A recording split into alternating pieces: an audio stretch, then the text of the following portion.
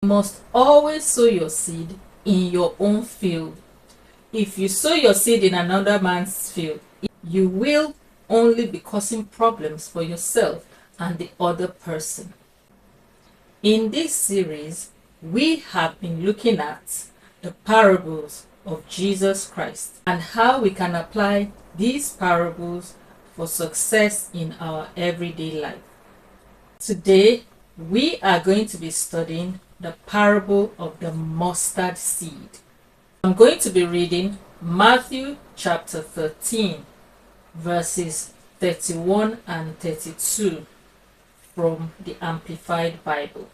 Matthew 13, 31 and 32. He gave them another parable to consider, saying, The kingdom of heaven is like a mustard seed, which a man took and sowed in his field.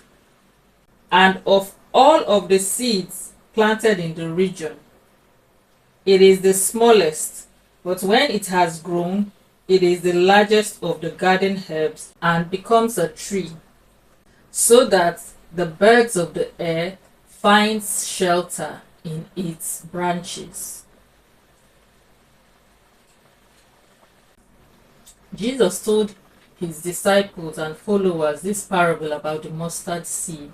Let's begin by defining what a seed is. What is a seed?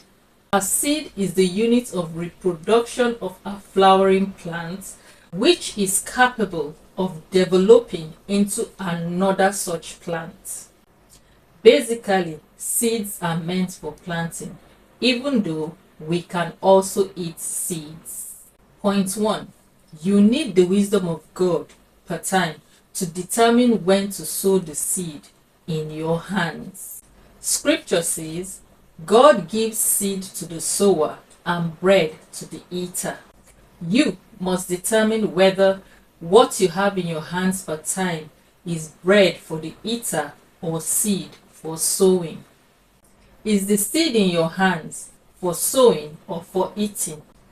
One sure way to determine if the seed in your hand is for eating or for sowing is to find out if it can meet your current needs. One sure way to determine if the seed in your hands is for eating or for sowing is, can it meet your current needs or not?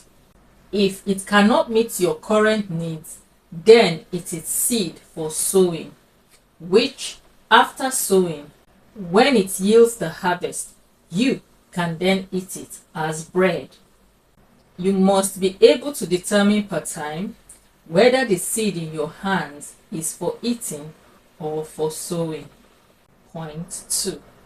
Sow your seed in your own field. You must always sow your seed in your own field. If you sow your seed in another man's field, you will only be causing problems for yourself and the other person. As a man, don't sow your seed into a woman that is not your wife. As a realtor, don't build your house in a land that is not yours. Scripture says God is not the author of confusion.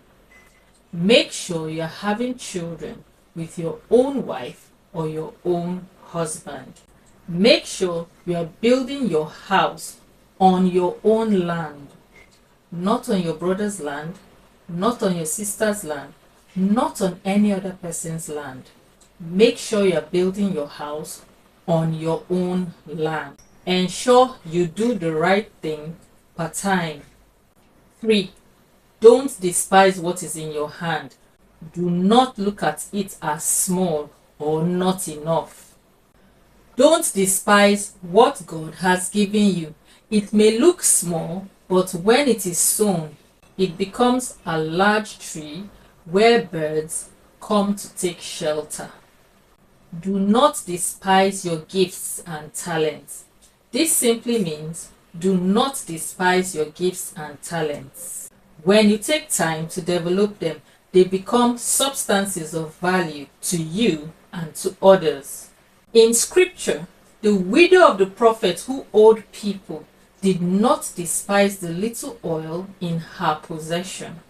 It became her lifesaver. The widow of Zarephath did not despise the little oil and flour in her hands. It was what sustained her during famine. My dear, do not despise your little beginnings, that small business, that untapped talent.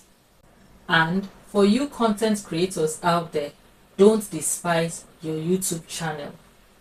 These seemingly small seeds might end up being your lifesaver.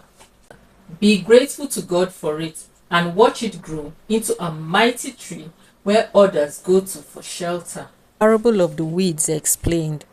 This was supposed to be part of the video I uploaded on the parable of the weeds, but I somehow missed it.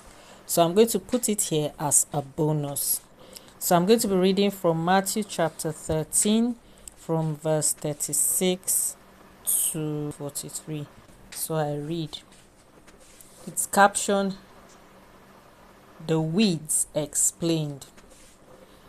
Then he left the crowds and went into the house, and his disciples came to him, saying, "Explain clearly to us the parable of the weeds in the field."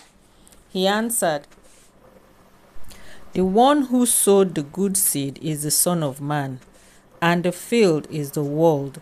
And as for the good seed, these are the sons of the kingdom. And the weeds are the sons of the evil one, and the enemy who sowed them is the devil. And the harvest is the end of the age, and the reapers are the angels.